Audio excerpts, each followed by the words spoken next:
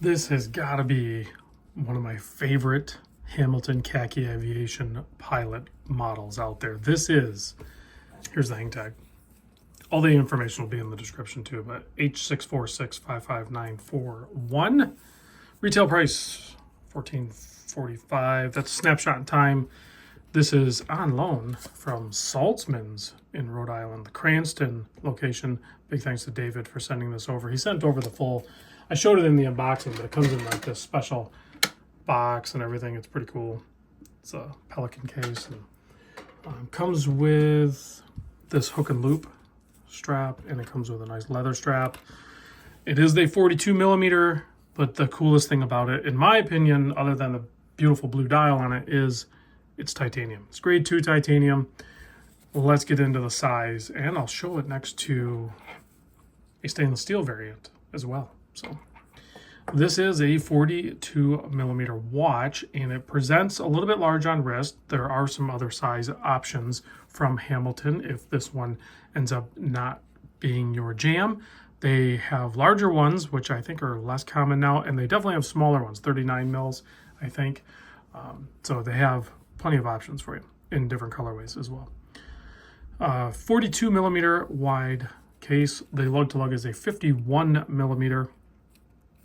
The thickness is only 12.8. You do have a double dome sapphire crystal with AR coating. You have a 20 millimeter opening for the lugs, and you have a 7 millimeter signed push-pull crown. It is 100 meter water resist, and on this strap, it weighs 68 grams. So nice lightweight watch for sure. And even though it is, like I said, a little bit larger, typically when you wear a titanium watch, it just kind of works. I mean, I am a fan of titanium. My Longines Big Eye, the Tudor LHD, the RZE digital, my G-Shock MRG, even an older Casio dive watch, and of course, there's only a few of these left. The Random Rob Bunker is all titanium. These are all titanium in my collection. So yeah, when this one came out, I knew I definitely wanted to see it and be tempted by it. So only time will tell how I managed that temptation. So we covered all that. The movement inside, which you get a glimpse of because it has a partially displayed case back, is the H30 80-hour power reserve movement. These are pretty much standard across the line. You're seeing in a lot of the Swatch Group watches, different H models or whatever they're calling, Powermatic 80s, all that stuff. They're all very similar. There's, slight variations across the lineup, but they're all really good modern 80-hour power reserve movements. This one is in the three-handed configuration with the day date, but in this configuration is a more traditional day date configuration. I do honestly prefer this configuration a little bit more.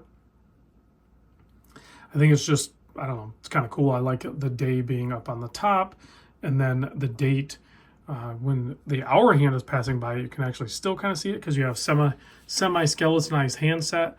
I really like that feature on these watches. And if you remember the earlier ones, they actually had applied brushed metal all the way around, whereas these ones now, the dial, if you look at it, the cardinal positions are actually kind of like Frenched into the case a little bit and interrupted by the chapter ring on the 3, 6, and 9. So there's more lume opportunities there for sure versus those brushed aluminum applied markers. And this is a cleaner aesthetic for sure. This is part of, you see on the back, the Air Glaciers Special Edition. So it's a collaboration watch. You can kind of see the red and silver motif on the second hand is all part of the collab. You also have Air Glaciers on the strap. Let's put it on my 7 1/4 inch wrist so you can see what that looks like. The strap will need like a little bit of breaking in, but it is pretty good right out of the box.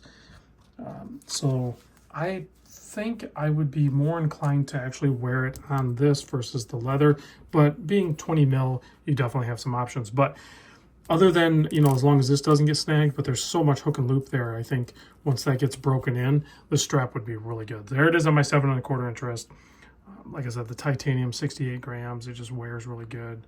Super comfortable, super legible, and a very good looking blue watch that isn't a diver. So again, here it is next to a stainless steel variant.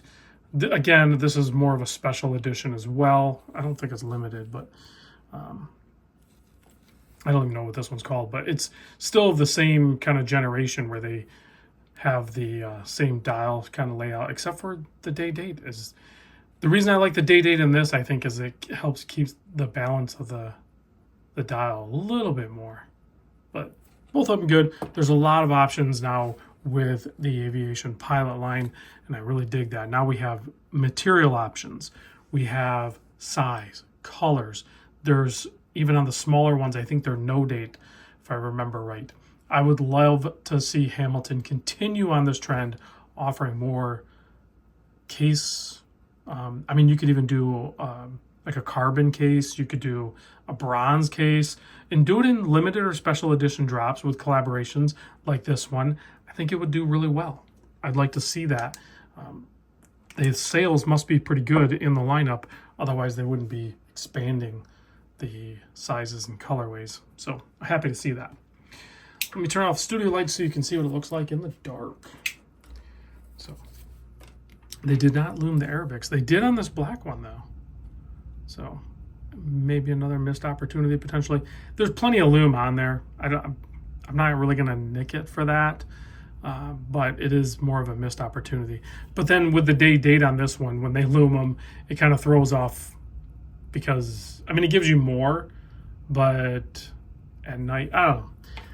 This is why I probably can't design watches, because you want everything, and when you start designing a watch, you can't put everything in a watch. There's no perfect watch.